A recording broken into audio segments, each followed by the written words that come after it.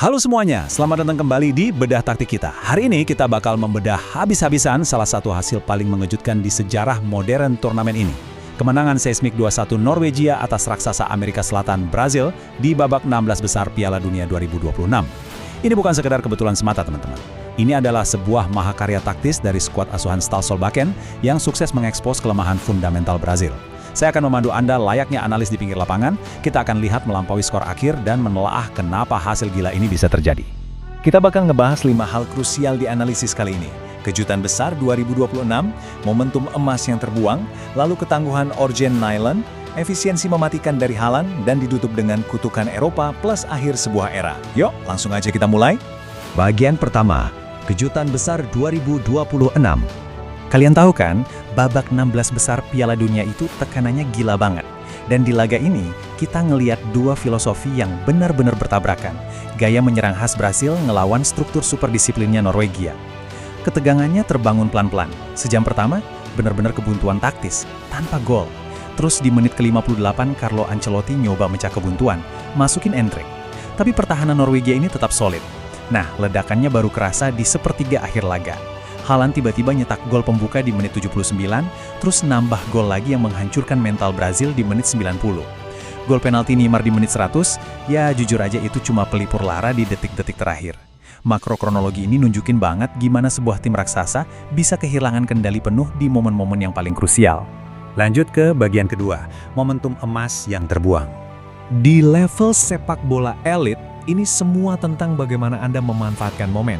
Kalau Anda nggak menghukum lawan saat lagi mendominasi, ya siap-siap aja Anda yang akan dihukum. Lihat deh Bruno Guimaraes. Di Liga Domestik sama Newcastle United, dia ini eksekutor penalti yang sempurna.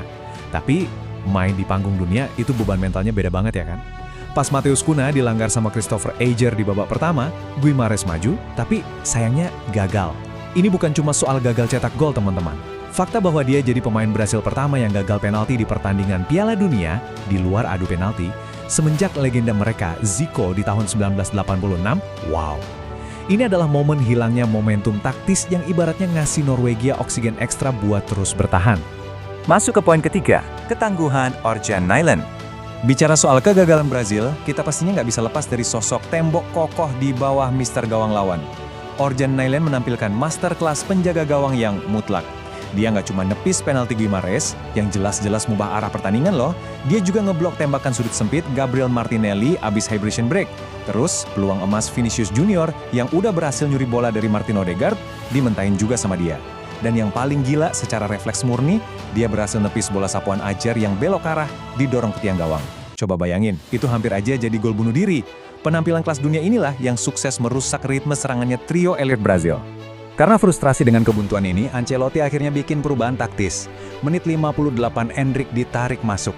Dan dia langsung dapat umpan matang banget dari Vinicius, berhasil lolos dari jebakan offside pertahanan Norwegia, tinggal berhadapan 1 lawan 1 sama Nyland, dan astaga, tembakannya malah melenceng ke tiang kiri.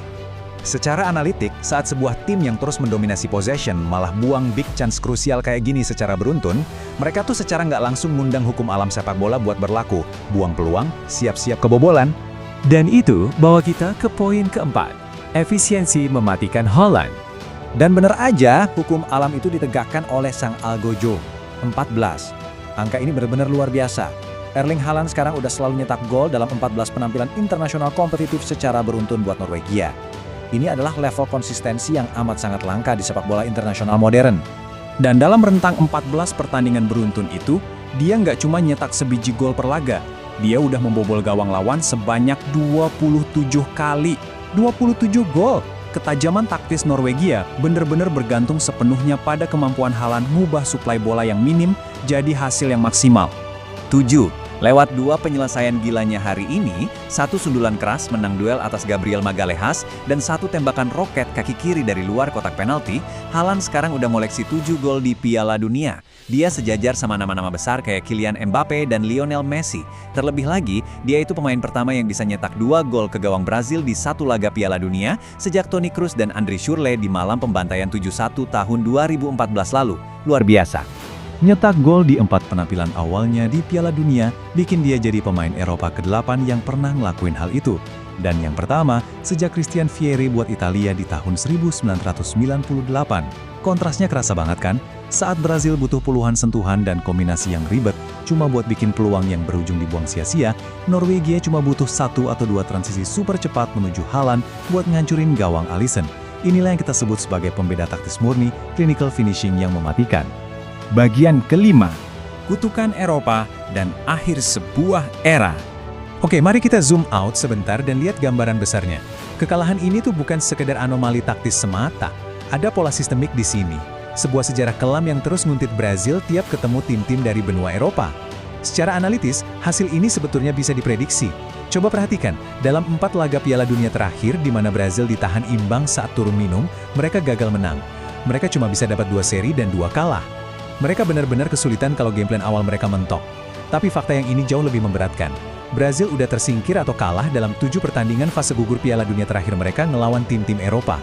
Sejak terakhir kali mereka mengalahin Jerman di final 2002. 7 laga beruntun teman-teman. Taktik pragmatis dan struktur solid dari Eropa tampaknya benar-benar jadi kelemahan permanen bagi sang pengoleksi 5 bintang ini. Dan dampak emosional dari kegagalan struktural ini sangatlah besar. Walaupun sempat nyetak gol penalti di menit 100 dalam penampilan Piala Dunianya yang ke-15, Neymar akhirnya bikin statement tegas, ini sudah berakhir. Dia resmi mengumumkan pensiun dari tim nasional Brazil. Ini adalah kejatuhan seorang raksasa. Akhir dari sebuah era di mana Neymar udah jadi poros serangan Brazil selama lebih dari sedekade. Tapi sayangnya, selalu nemuin jalan buntu di fase gugur ngelawan tembok disiplinnya Eropa. Dan ini membawa kita pada satu pertanyaan krusial yang harus Anda renungkan setelah analisis ini. Apakah era Jogo Bonito, sepak bola super indah yang ngandelin kebebasan individu dan skill murni, kini udah benar-benar digusur sama sepak bola pragmatis dan efisiensi mematikan khas tim-tim Eropa? Hari ini, Norwegia ngebuktiin kalau mereka nggak perlu main cantik. Mereka cuma butuh Nyland di belakang, taktik pertahanan super disiplin, dan seorang Erling Haaland di ujung tombak. Ini adalah cetak biru mutlak bagaimana cara menumbangkan sebuah tim raksasa. Coba pikirkan itu baik-baik. Sampai jumpa di bedah taktik kita selanjutnya.